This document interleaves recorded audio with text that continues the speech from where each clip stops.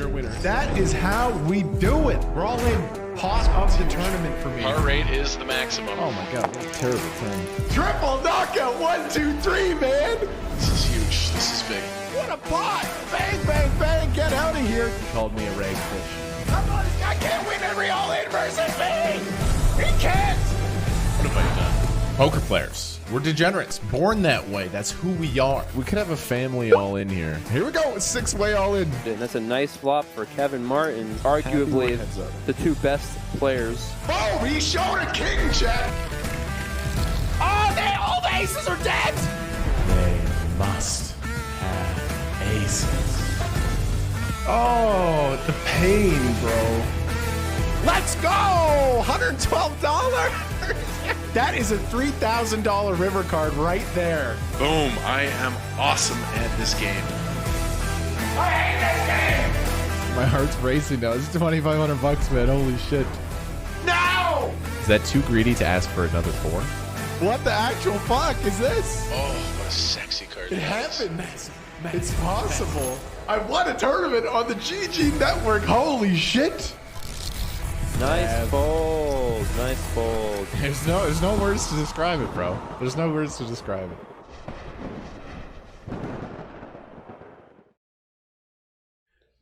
Yo! What's up, everybody?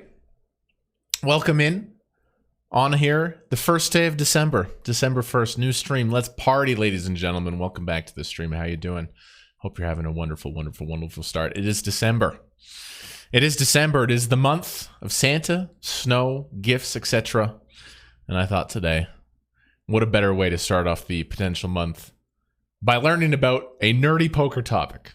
Very nerdy poker topic. Got to bring in my friend, guys. We have a guest right on the show today to start it off. We'll be jumping into a full session right away, but I got to welcome in my good friend, Mr. Dara. Dara, you there?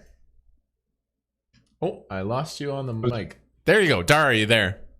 I'm here, yeah. I was slightly worried there where you were going with the intro. I thought you were going to introduce me as the only person you knew who was older than Santa, but... Dara, it's good to have you back. Dara, you've been on the show a couple of times. Indeed, yeah. Talking about some weird nerdy poker subjects. Whenever I, it actually happens on the stream. I've shouted it out a few times. Whenever I get in a weird final table spot with 2 big blinds, I always think, man, what would Dara do? Because in the poker world, I think you've gone into these subjects, you've gone down the rabbit hole more than the average cat. Yeah, it's fair to say I played 2 to 3 big blinds better than most people. Partly because I have more practice, I guess, but I did specialize in really fast turbo satellites for a long time, and you spend a lot of your life with 2 to 3 big blinds and trying to work out what are the best spots to get it in. Yes, I see those. I see those poker books over your right shoulder as well. Which ones are those? It's a little blurry. One of them is the PKO. One of them is PKO, and the other one is the new one on ICM, which is called Endgame Poker Strategy. The first one, there isn't room for it there anymore. But the first one was on satellites. That's the first time I was actually on. You're up to 3 total now, right? Yeah, that's right. Nice. Your PKO book sat on my shelf for the better part of 8-9 months, but I'm almost done it. I've actually dived into it. I've hammered it out pretty quickly, and I've actually learned a lot. So the PKO book I can give the double thumbs up on for sure. Yeah, that's great to hear. Obviously, when I wrote the first book on satellites, it was because I was kind of known as primarily a satellite player. But the PKO book was very well received too, which was kind of heartening because, I mean, the main reason I wrote the PKO book was I was moving into PKOs myself, so I had to do a pilot study on them. And I thought, well, might as well write a book about them while I'm doing that. Yeah. Strong recommend. If you guys ever want to get some poker books, Dara's books are really, really solid. Yo, Grief with the Reset. Welcome back. Ram, Yakuri, everybody, welcome in. How you guys doing? So my friend Dara here has sent me a challenge here. I'm sitting in front of here. We got it up right now. The ICM Quiz. Dara, can you see my screen? Right? You can see that? Yeah. Sweet. So look at this. You even got my face on there. So I have yet to do this, chat. We can play along. We're going to take the ICM Quiz live right now. I will be jumping into a full session after I either succeed or potentially bomb this thing. Let's go GLGL. So the full session is coming, but we can play along. I encourage you to play along in the chat, test your poker knowledge here, your ICM knowledge, and shall we jump into it? Sounds good. Let's Shout do out it. to Barry who actually put this together. Hey, your co-pilot Barry. Yeah. Thamp with the 25-month resub. Welcome back as well. Okay, here we go. The ICM quiz. Should you fold everything or just fold everything? Let's check it out. Start quiz. All right. I'm nervous. Why am I so nervous? This is no money on the line, just pride and glory. Let's see. I feel like, I'm your ICM protege in a way. I don't want to let the old sensei down. Question number 1. After the money bubble, at what point in a tournament is ICM the most extreme? Great question. After the money bubble, what point of the tournament is ICM the most extreme? Striker's coming in with the 16-month resub as well. Okay, so after the bubble bursts, right away there's not so much ICM. You're trying to accumulate some chips. So here we go. The final table bubble. The start of the final table with 4 players remaining and heads up. We can scratch heads up off the list. There's no ICM heads up. You're just trying to win all the chips. There's no more laddering to be done. I don't believe the final table bubble is that significant. I really think, is it not with 4 players remaining? The difference between second and fourth is super extreme. I feel like that's, when I play poker tournaments, that's when I feel the ICM squeeze the most. I feel like these two are too similar. I'm going to go with 4 players remaining. It's what my heart says. It's what my mind says. And we are incorrect. Let's take a look. 0 for 1. Okay, the answer is the final table bubble. ICM gets less extreme with each bust out. There's no ICM heads up. Oh, we got a nice little graph here illustrating the bubble factor. Interesting. Okay, I've actually never seen this graph before. So this is not our graph, I have to say. This is from one of the great books written back in the day about 10 years ago called Kill Everyone. Unfortunate title, but it's a very good poker book. And basically it just shows how bubble factor, which is a measure of ICM, changes over the tournament. You can see that kind of at the start of the tournament, it's barely over 1. Yeah. Because, it's the start and you're just trying to win chips. And then as you get to the money bubble, that's the first peak. So it rises very sharply near the money bubble to a peak. And then, as you mentioned there, after the money bubble, it dropped really, really sharply because, everybody's in the money. Then you have these little jags up, which are basically pay jumps. Gotcha. Every time there's a pay jump, there's a slight correction up. But as you get near the final table, it comes to the second peak, and that's the one we're talking about here. And it actually peaks on the final table bubble. Now, you said a few things in there which were interesting and kind of illustrate why people sometimes think about these situations incorrectly. Mm-hmm. There tends to be too much focus on what the next pay jump is, and people say, well, the first pay jump is not that important on the final table or just before the final table compared to, say, from fourth to third to second. But the reality is that it's not a case that when the next pay jump is very large that ICM is extreme. It's actually the flatter the structure is from the point you are in the tournament, the more extreme the ICM is. And you can kind of see that in a satellite.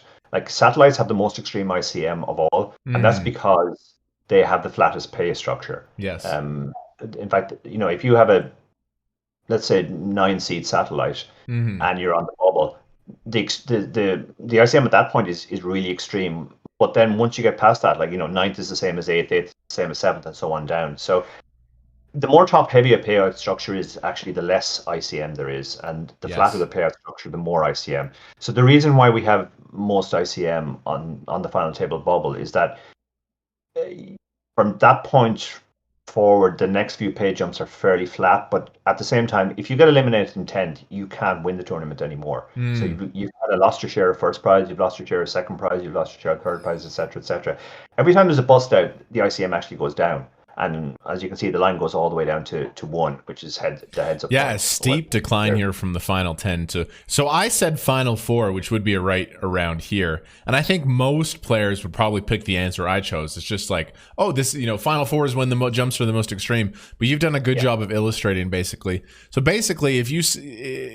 so when we're final 10, the reason I didn't think that this was going to be the peak is because the jumps from 10 to 9 to 8 aren't that extreme. But what you're saying is if you lose the tournament at that point, you're not only losing those jumps, you lose your percentage of the prize pool of first, second, third, fourth. So that makes sense. This is okay. Very, very, very, very interesting. Very interesting. And to put that comment, you said something really, really good. Let's just put it in a simplified, digestible terms. You said the flatter the pay structure, the more ICM intense it is. And that makes sense. For example, take the WSOP main event this year, for example. They did some really big jumps. And it was almost not a winner-take-all format, but it was a little bit more. The more money, the more top-heavy it is, the less ICM matters, and the more reward there is for going for the win and getting that first-place prize. So that was well illustrated by you. Brett, appreciate the resub. Absolutely. This is a cool graph. I've never seen this before. So yeah, at the tournament, at the start of the tournament, you're not playing Chippy V. There is some ICM factor. But as you ramp up to the money, it gets really extreme. Chat! There's been a lot of moments on stream, Dara, where I'm, let's say I have 5 bigs, I'm near the bubble, I pick up the ace-queen offsuit, and I've just let it go. And chat says, you're a little nit. Come on, Kevin. Like, how do you fold that? But I'm telling you guys, you don't want to bubble tournaments. Look at the peak. Look at the bubble factor here on the money. Yeah, and actually, this graph is for the average stack. But when you're a short stack, it's actually way more extreme than that. You could have bubble factors as high as 8 or 10 when you're short stack, because if you think about it logically, when you have a very short stack, say 5 big blinds, even if you double up, like you're not in amazing shape. Yeah. It's not like you're going to suddenly you've got a great chance to win the tournament, or you've massively increased your chance to win the tournament. It's far more important to sort of just get into the money in those spots when you're relatively short, and then then you can see that the ICM really does drop, and you can just sort of go for it at that point. Another question. So the way I've kind of approached it is that in let's say you're playing a huge tournament where 500 people make the money. It is an absolute disaster to bubble that tournament, right? But I also play the evening schedule in GGPoker where a lot of tournaments have 50 players. Some have 70 players. In those situations, I find myself willing to go for it a little more, because if I actually find that double, I'm a little bit closer to that first place prize than I would be. So there's a big difference between a big field bubble and a short field bubble. Absolutely, yeah. Like if you take an average stack, if you get an average stack in on the bubble with 50 players left, you double your chances of winning the tournament, obviously, and your chances of winning the tournament are roughly 25 to 1 now. Slightly better than that because you're above average player, but that's not insignificant. A 4% chance of winning the tournament. If it's the bubble of the World Series main event where they're paying 1,000 players, like even if you double your stack to double average, you still only have like your chances are 500 to 1. Of winning the tournament. It's not significant enough to. So yeah, you're completely right. Like the more players are paid, the more important it is to be one of those players that gets paid. But to take an even more extreme example, if there were only 10 players paid, then it would actually be much more worthwhile to sort of gamble and try and put yourself in a good position to win, or at least have a top 3 or 4 place finish where most of the money is. Again, the same comment applies. Like if you have a big stack with 10 players left, you have a great chance of coming in the big money prizes. But if you have a big stack with 1,000 players left, so what? Yeah, exactly. All right, this is a cool graph. I've never seen this before. All right, 0 for 1. Next question. All right, here we go. Chance at redemption. You are in a satellite which pays 10 people and 14 people remain. What position in the field do you have to be to justify folding aces pre-flop? Okay, great question here. So 10 people pay, 14 remain. What position? Oh, I read this in the satellite book. I should know this. 10th or better, 8th or better, 6th or better, 4th or better. Oh, I forget the calculation. There's a calculation to do to figure out the percentage here. I'm just have to go. I don't remember. I don't remember it, to be honest. The satellite book is great. I just rarely play satellites, so this has kind of slipped my memory. Chat, what do you think it is? It's not 10th or better. That's too extreme. 8th or better feels like you're still. Yeah, no. It's either 6th or better or 4th or better to fold aces pre-flop.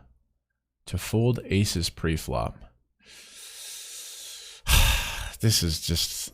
I'm gonna go for 2. Have I not?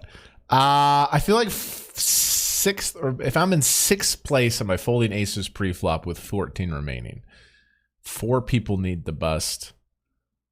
I'm gonna go 6th place or better. Come on. Hey, we're on the board. The answer is 6th place or better. Great. Nice. When there are more players outside the bubble than there are between you and the bubble, you're almost guaranteed a seat. That's right. When you're in 6th place, 7th, 8th, 9th, 10th are inside the bubble, and 11th, 12th, 13th, 14th are outside the bubble. They will all blind out before you have to worry about playing another hand. Gotcha. Very, very, very well explained here. Fold everything. I've seen this picture many times on the social media streets. Is this champagne, Dara? This photo had nothing to do with the book, but Barry hijacked it. I guess it's the maddest face I've ever made. So it was a mock-up of a fake cover we put out before the book, and we were pretending that we were going to call the book Fold Everything, but we went up with something more sensible in the end. Yeah, I should say that this is a very general guideline. Yes. It really depends on the stack. Like if the stacks were very, very close together, it might not be correct to fold aces. Similarly, like if 11th, 12th, 13th, and 14th were all really, really short, and you could be comfortable with 8 or better.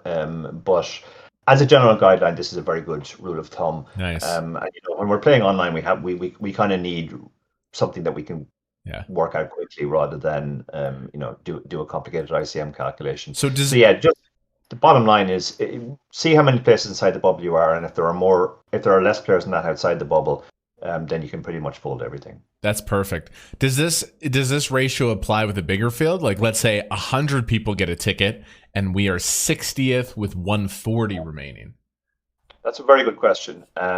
It does generally apply, but it depends on some other factors too, like the structure and what the average stack is. Like if the average stack is 30 big blinds, there's still a lot of play left. So the people outside the bubble won't necessarily be forced to get it in quickly. But if the average stack is 6 big blinds, then the bubble's going to go much faster, and it'll certainly still hold true. Very nice. All right, back on the board in the correct way. Here we go. Okay, we got some payouts here. We got the stacks. First place prize $490, top 5. Okay, this is a final table with 5 players left, including the stacks and the prize they would win if they maintained their position. What would be a fair ICM deal for player number 4? Oh, very nice. I like this question. Okay, so here we are, final 5.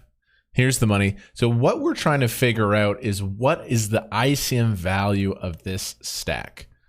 Well, they have $95 locked up, so obviously it's worth more than that. Let's figure out the stack distribution. We have 200K, 160, 120, 140. All right. Again, am I smart enough to figure out the maths on the fly? Let's figure it out. So it's more than 120. Definitely. Of course, more than 120. What do you guys think? 150, 195. I should be better at this now because on GG final tables, they actually show you the ICM dollar amount. So my brain should be kind of trained a little more with this. Yeah, I think with that feature, that's a brilliant feature. And when it came in, I think a lot of people were surprised at how high the number was in a lot of cases. They were like, "Oh wow, somebody might look at this spot and go, well, I'm only in 4th, and 4th place is 120, so it shouldn't be much more than 120." But it's definitely if we have 100K at this payout structure, we have more than $150. It's either 195 or 225. It's either 195 or 225. I'm just trying to figure it out. 195 would be just above 3rd, but I feel like we're also so close. We're a double up away from the chip lead. Again, I'm gonna go with my gut. I think in this payout structure, if we have 100,000, I think our estimate would just be a little chunky bit more than 3rd, which feels like it would be 225. I'm gonna go with 225 here, Dara. Let's lock it in. Yep. Your stack is actually worth 224.68. Yeah. Let's go. Yeah, well done. You got it right. I think this one surprised a lot of people, but you had the benefit of playing on GG, where you see the numbers on final tables, and you realized it's a lot higher. This sometimes comes up live too when people are suggesting deals, and sometimes people take deals which are actually pretty bad for them because, let's say the guy in fourth place is an inexperienced player and he's looking at fourth prize and going, well, 120. He might be happy with a deal which gives him 150 or 160. Yeah. That's a long way short of what he should be getting. That just because he thinks, oh, I'm in fourth position, so I'll take a little bit extra more than what fourth place is worth. Oh yeah, Dara. Especially at the lower limits live, some of the deals that are made, I've seen some deals that are like, I mean, just people are giving up. So I've made one live poker deal in my life. It's when I was super short. We were 6 left. I think I had 9 big blinds, by far the shortest, and everyone was tired. They said, let's just chop this thing up. I was like, evenly? Sure, let's chop it up. It was done. Let's do it. All right, sweet. All right, Kay. All right, I messed up the first question, but we're on a little bit of a rhythm here. ICM quiz, guys. Dara is getting some praise in the chat. What is Toad says Dara's an end boss, such knowledge. Yeah, this is amazing. Some knowledge, some ICM knowledge for you guys. All right, here we go. Same payout structure, same stacks. Liberty with the sub. Thank you very much. Appreciate that. All right, same question, but this time, what is the fair deal for the chip leader? Okay, so we just talked about this concept with ICM. The short stacks are worth a lot more than people think. Counterbalance, the big stack is actually worth a sizable amount less than people think. So first place, let's say we have 200K. What would be a fair ICM deal for this payout structure? Well, 440 seems like too much because that's a little bit less than the win. 305, 375, 410, 440. I would have to imagine our stack is not worth more than $400 here, right? Because this stack is worth 225. There's no way. I think we're looking at either 375 or 305. Let me think.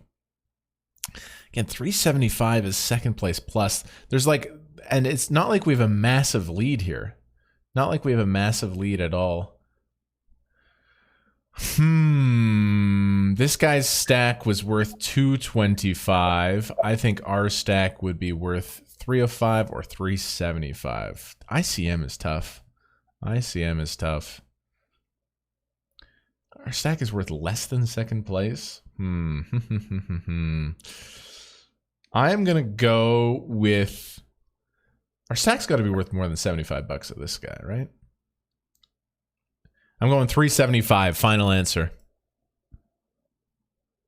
Oh, it's actually 305. So I even mentioned the trap, and I completely fell for it. The big stack is worth a lot less than we originally think. Yeah, wow. You almost got there, which is fair play. Most people massively overestimate. You'll see people go as high as 400 or 450. Which is obviously way off.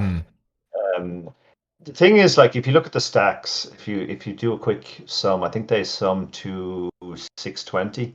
Yeah. So we have actually, even the chip leader has less than a third of the chips. So he's actually going to only win the tournament one time in 3, and he's not guaranteed second either.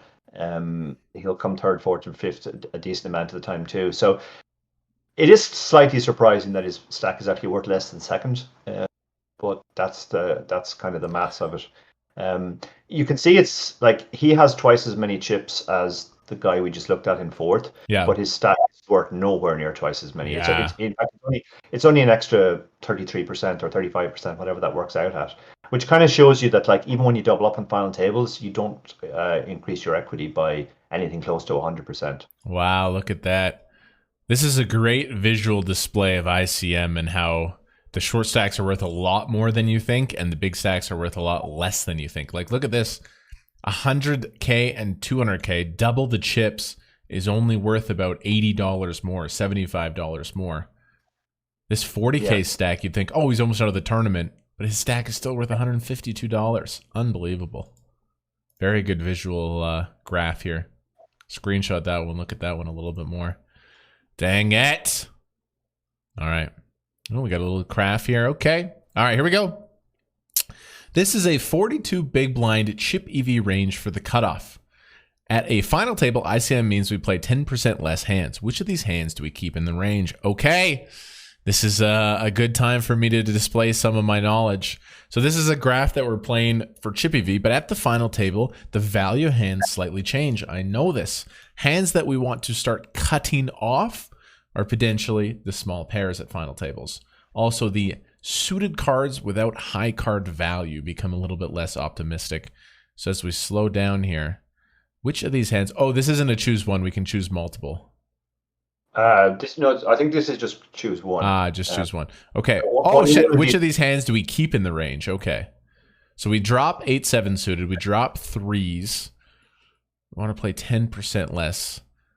Do we take King 4 suited or Ace 3 off? I'm not sure. I mean, I think we drop Ace 3 off. And then I think I'm going to say we keep King 4 suited. The answer is King 4 suited. Yes. There we go. Yeah. We got there. So yeah, you can see, you guys, I talk about this all the time. The value of 8-7 suited, 7-6 suited, these go down in value at the final table. The small pairs as well. With ICM play, these become less valuable. The hands that go up in value are these bad boys. These suited aces that block calling ranges, these start printing a lot more. And there we go. King 4 suited is still in there. Very good. All right. Any other final comments on this beautiful little chart here, Dara? Yeah, I mean, you pretty much nailed it in your talk there. The small pairs and suited connectors without high cards really sort of disappear from ranges at that point. But the suited aces, suited kings, they're very resilient hands. Mm-hmm. They block calls, and they also do pretty well against calls. So yeah, you just have to kind of think. Sometimes people think, oh, well, I have to play tighter because of ICM, and that's true. But it's not just a question of shaving off the worst hands. It's the shape of the range changes, as we keep saying in our books. The top two lines are not greatly affected at all. They tend to just stay in the range, and the first row under the aces, that is a bit affected. We saw that Ace 6 off and Ace 4 off drop out too, but not as much as the sort of suited quadrant and the low pair part of the thing. They just sort of disappear. Very well said. Very well said. All right. Here we go. Satellite. Here we go. Satellite. 4 seats to be won, 6 players remain. You have 12 big blinds. There are 4 players with less than you. The big stack shoves 30 bigs. Here we go. So this is Satellite. 4 tickets are getting handed out. We have 30 bigs here. Oh, wow. We don't want to call them any hands here. We do not want to call them any hands. The stacks are very, very short. Like we've got a 4 big blind stack in the small blind, 8 big blinds in the big blind, 5 big blinds in the hijack. Yeah. So again, Satellite, we're not worried about chip accumulation. Our total job here is to get top 4. Wow. What is the weakest hand you can call with? I would definitely fold Ace King suited. I think I would fold kings. So I'm thinking, are we folding everything or are we calling aces? If it was top 3 get a seat or top 2 get a seat, I think we flick it in. But with 4 of us getting a seat, I'm going to venture into the territory of let's just fold everything. I just wouldn't even call aces here. It's a fold everything spot. There we go. Look at that. Well done, Kevin. I'm pretty sure most people would get this wrong. I've hung out with you enough.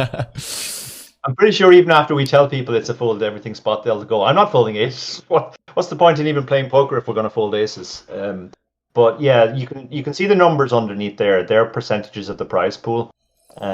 So even aces loses minus 0.15, which is 0.6% of the value of a seat. It's not terrible, but it's still a mistake.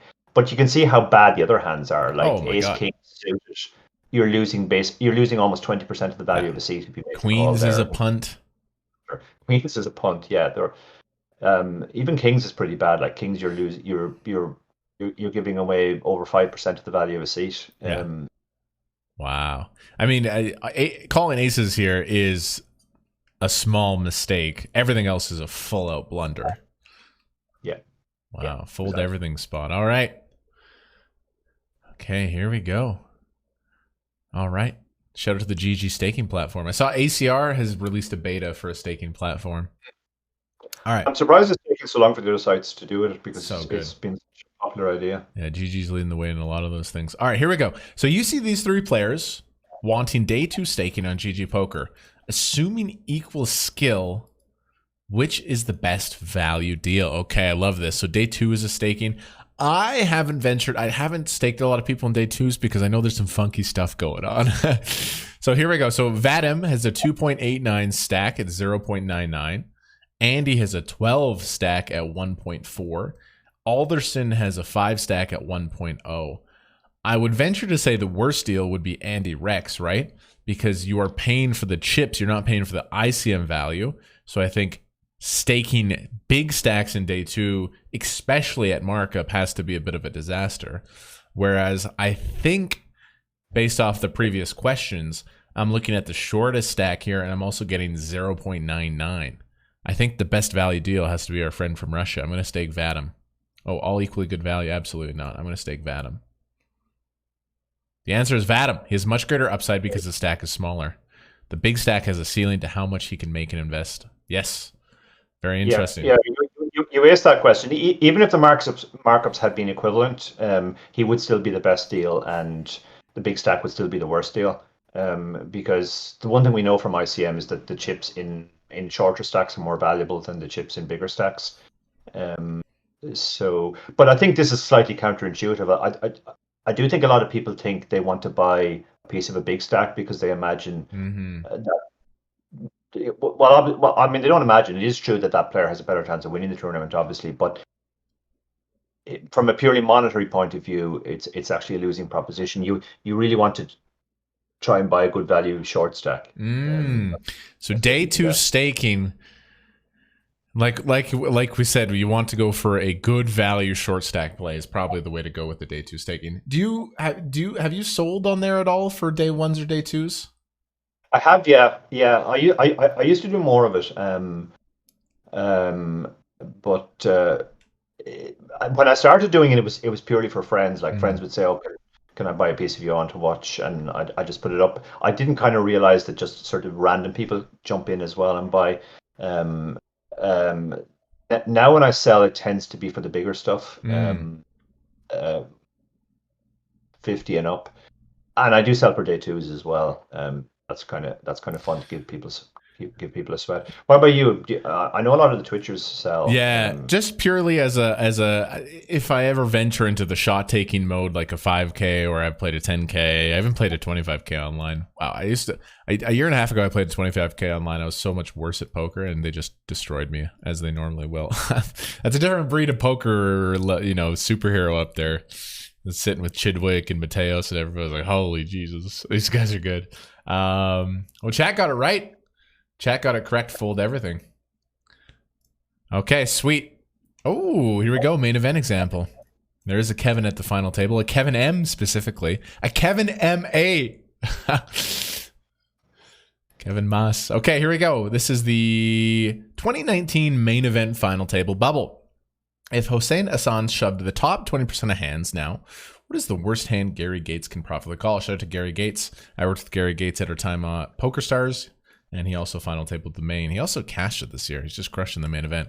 Okay, I remember this. Hossein Hassan has all the chips. Gary Gates has 102 million. Final table bubble, as based off an earlier question, I now know that the final table bubble is the most ICM extreme with a bubble factor.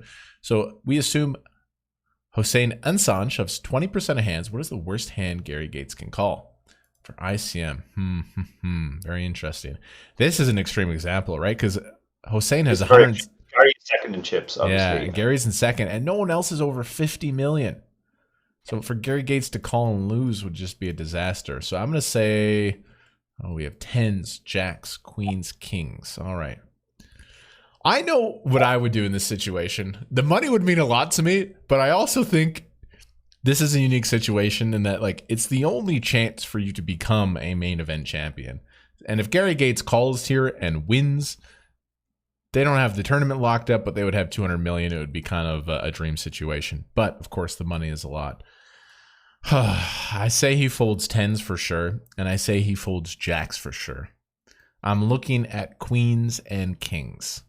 Again, it's not like a 60% shove where you would just have like Jack 10 off dominated. It's a 20% shove So I'm really between queens and kings.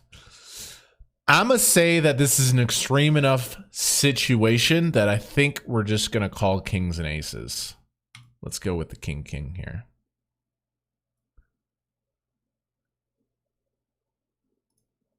Oh, do I have to click next question to submit it? I guess so. I didn't think so, but yeah, that's just a little quirk, I think there. Yeah, so you ace that one. Queens is actually break even. So the way the question is phrased, if I remember correctly, is what's the worst hand to be profitable? So kings actually is the first profitable hand. You talked about. I mean, there was a big hand on the final table this year where, if you remember, the Argentinian called off on the river. And a lot of people are saying with the tens, yeah. Tens, yeah. Should he have called or not? From an ICM perspective, he absolutely shouldn't. But the counter argument is the one that you just advanced there, that if you win the hand, you're in a great position to win the tournament. And, it might be a once in a lifetime opportunity to win the WSOP Main Event. So there are certainly other factors at play. But for just pure money, so I got this one right. So kings is profitable, queens is break even.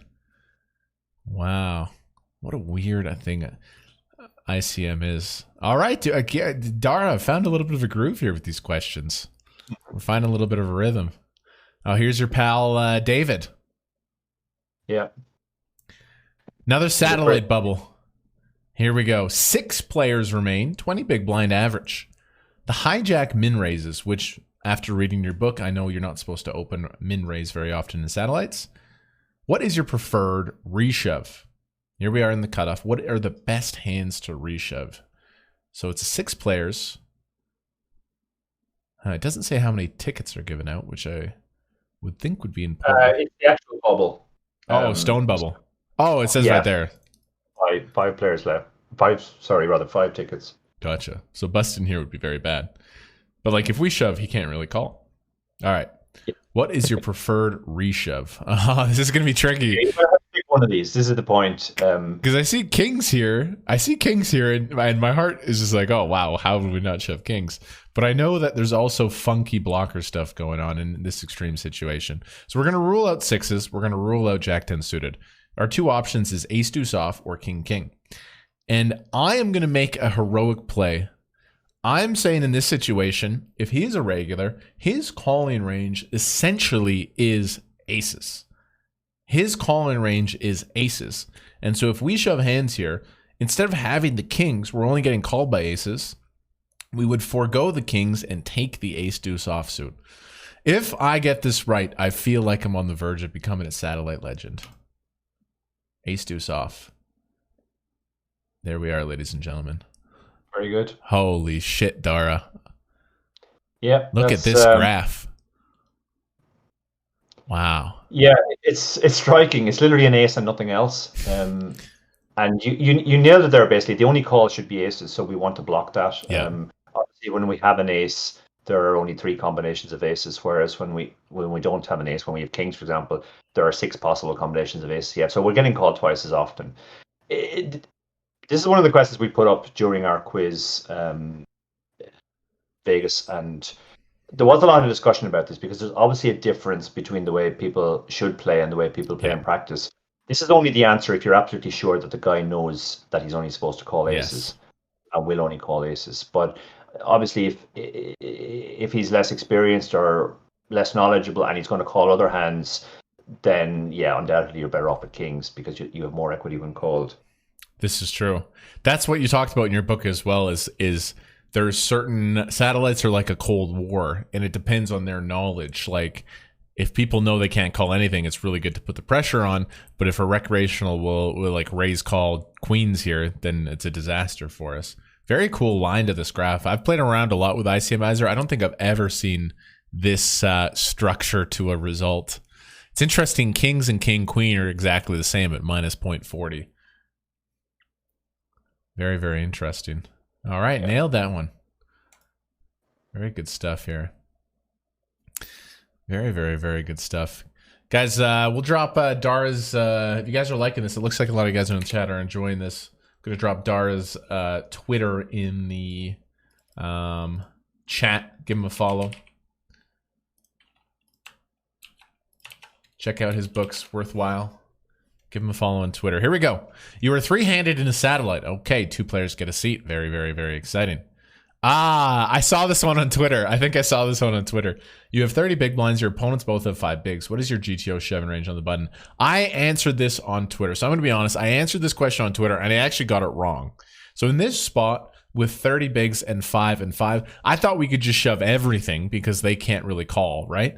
But I answered incorrectly. Barry, your co-pilot, sent me some interesting notes and said that this is a spot where we have it locked up. We can just fold everything. So now I know the answer. Yes. This is a spot where the 2 blinds should get it in against each other, so your best move is to fold everything. That's right. Wow, look at this graph. Everything is minus 0.14. It doesn't matter what hand you have. Yeah, this is a really confusing spot. This came to my attention first when I was writing the satellite book, and a student sent me this in that he'd run. He was saying a HRC must be wrong here.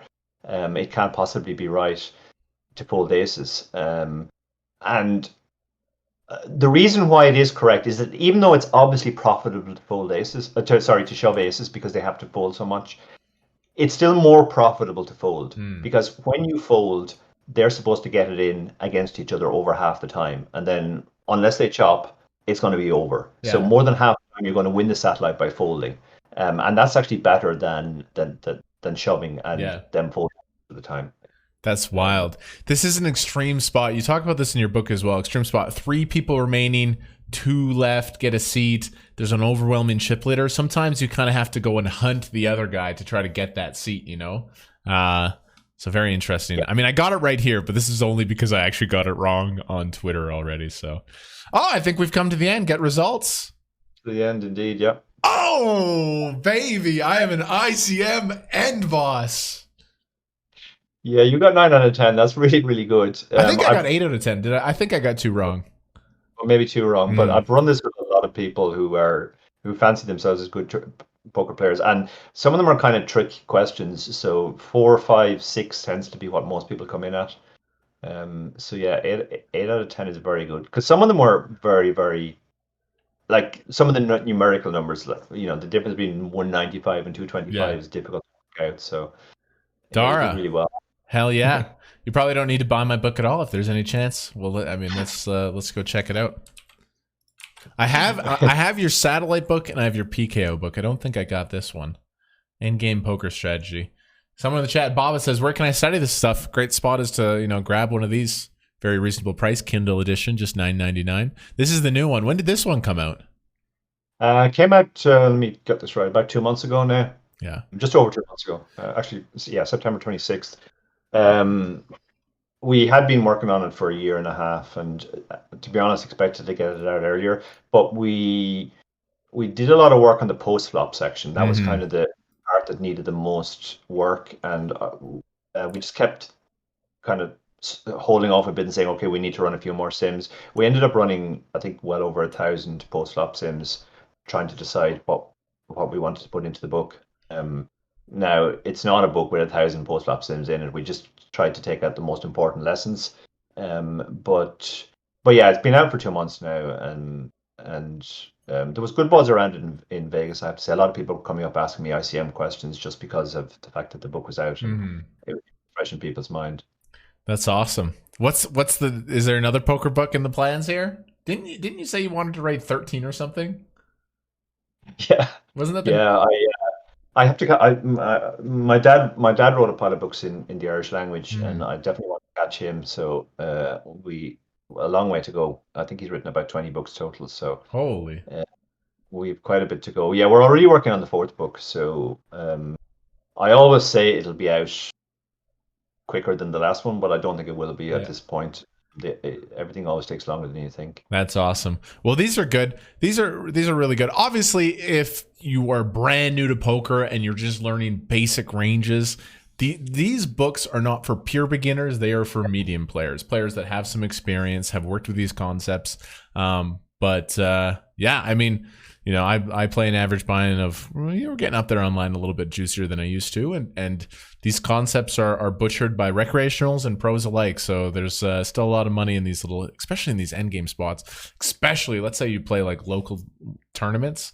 If you play your local dailies, or if you play $300 tournaments live, oh my goodness, there's some value to be gleaned from these situations. I want to take a screenshot of this. I'm an ICM end boss. I mean, I got to take a screenshot of that. Dara, this was very, very, very, very enlightening. I'm just so proud of myself, because last time we had a quiz together, I absolutely butchered it. Yeah. Well, you've obviously had some very high-powered coaching, and you've improved massively as a player too. I have to say, I'm always really impressed every time I tune into your Twitch stream to see how you're playing. The thing about ICM is, like, look, you pretty much nailed it there, where you said, like, it's not for beginners. You have other stuff to learn first, like just basic fundamentals, pre-flop and post-flop. But once you reach that sort of stage and you kind of understand how to play, this is the stuff that's really important, because it makes such a big difference to your bottom line. Like, if you make a very big mistake, say at the start of a tournament, you call off at a hand you shouldn't have, or you check raise a hand you shouldn't have.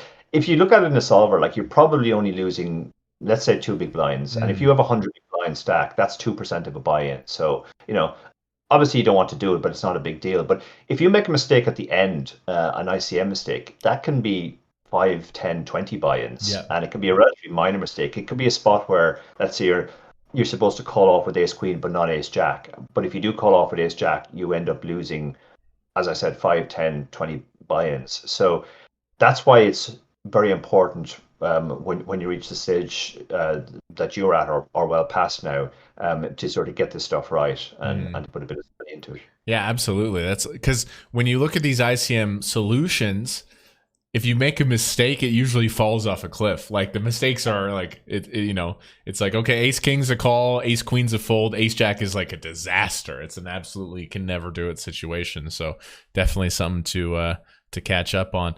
This was fun. Chat played along. I actually saw some pretty sharp answers in the chat. Some of you guys missed a few, but overall I thought the answers were pretty good from the chat.